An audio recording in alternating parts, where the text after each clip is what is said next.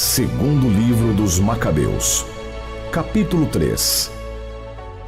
Enquanto os habitantes de Jerusalém gozavam de uma paz perfeita por causa da piedade e retidão do sumo sacerdote Onias, na exata observância das leis, o templo era respeitado, mesmo pelos reis estrangeiros.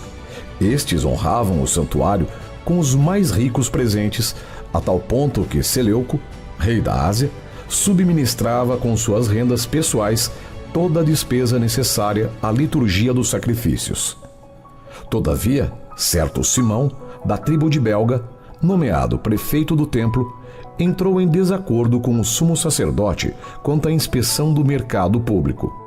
Como não pudesse vencer Onias, foi procurar Apolônio de Tarsis, então governador militar da Celecíria e da Fenícia. Declarou-lhe que o tesouro do templo transbordava de indizíveis riquezas, a não poder enumerá-las, que nada tinham a ver com os sacrifícios e que ele daria um jeito de fazê-la passar ao erário real. Tendo uma audiência com o rei, Apolônio o advertiu sobre as riquezas que lhe haviam sido declaradas, e este, tomando uma decisão, enviou seu intendente Heliodoro com a ordem de trazer as ditas riquezas. Imediatamente, Heliodoro pôs-se a caminho, simulando visitas às cidades da Celecíria e da Fenícia. Na realidade, porém, era para executar a ordem do rei. Tendo chegado a Jerusalém e sendo recebido pelo sumo sacerdote da cidade com amabilidade, transmitiu-lhe as revelações recebidas e comunicou-lhe o sentido de sua visita. Contudo, indagou se tudo isso correspondia à realidade. O sumo sacerdote fez-lhe ver que se tratava do depósito das viúvas e dos órfãos, que somente um dos depósitos pertencia a Hircano, filho de Tobias, varão muito eminente, que não era como o pretendiam as calúnias do ímpio Simão, mas que tudo se reduzia a uma soma de 400 talentos de prata e 200 talentos de ouro. Era completamente impossível defraudar os que haviam depositado confiança na santidade do lugar e no caráter sagrado e inviolável do templo venerado no mundo inteiro.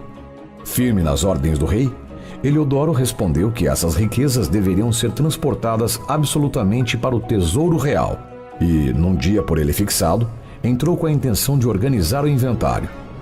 A partir dessa hora, uma grande inquietude se espalhou pela cidade toda.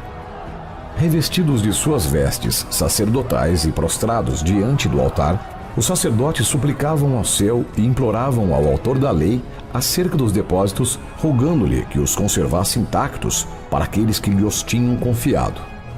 Já o aspecto do sumo sacerdote causava pena de ver. Do mesmo modo seu semblante e a alteração de seus traços manifestava sua angústia interior. O susto que o havia tolhido agitava seu corpo com um tremor que mostrava o sofrimento íntimo de sua alma.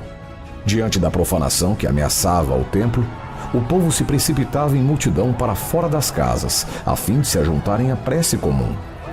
As mulheres atingidas com sacos pela altura dos seios enchiam as ruas, e quanto às jovens, retidas nas casas, corriam umas para as portas, outras para as muralhas, outras ainda se debruçavam nas janelas. Todas erguiam as mãos para o céu, com gritos de súplica. Causava dó observar toda a confusão desse povo abatido e a angústia em que jazia o sumo sacerdote. Enquanto suplicavam assim a proteção do Todo-Poderoso para que conservasse invioláveis os depósitos que lhes haviam sido confiados, Heliodoro executava o seu intento. Já se achava ali, com seus homens armados, quando o Senhor dos Espíritos e soberano, detentor de todo o poder, suscitou uma tal aparição que todos os que haviam ousado vir ali desfaleceram de espanto, atingidos de pavor ante a majestade de Deus.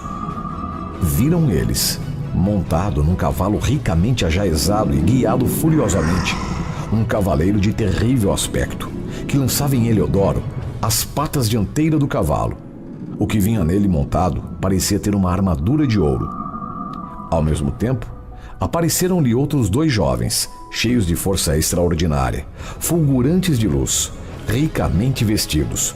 Colocando-se dos 2 lados, puseram-se eles a açoitá-lo sem interrupção e descarregaram sobre ele uma saraivada de golpes. Atirado logo por terra, Heliodoro foi envolvido por espessas trevas. Seus companheiros ergueram-no e depositaram-no numa liteira. E ele, que vinha para penetrar no mencionado tesouro com uma escolta numerosa e guardas pessoais, incapaz de se ajudar a si mesmo, foi levado por pessoas que reconheciam um manifesto poder de Deus. Enquanto ele se achava estendido e ferido pela força de Deus, sem fala e sem esperança alguma de salvação, os habitantes de Jerusalém bendiziam o Senhor, que havia glorificado o seu templo. O santuário, que pouco antes estava cheio de confusão e de tumulto, logo que o Senhor manifestou sua onipotência, encheu-se de regozijo e de alegria. Todavia, alguns dos companheiros de Eliodoro suplicavam logo a Onias que rezasse ao Todo-Poderoso para destituir-lhe a vida, prestes, na verdade, a apagar-se.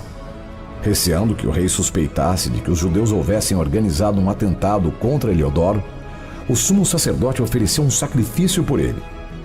Ora, enquanto o pontífice executava a cerimônia expiatória, os mesmos jovens apareceram a Eliodoro, revestidos das mesmas vestes.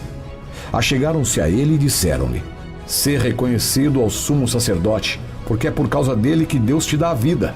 Proclama diante de todos seu grande poder, tu que foste açoitado por Deus." Ditas estas palavras, desapareceram. Após ter oferecido um sacrifício ao Senhor, erguido abundantes preces ao que lhe havia poupado a vida e agradecido a Onias, Eliodoro regressou com suas tropas para junto do rei. Testemunhava diante de todos os prodígios operados pelo grande Deus aos seus olhos.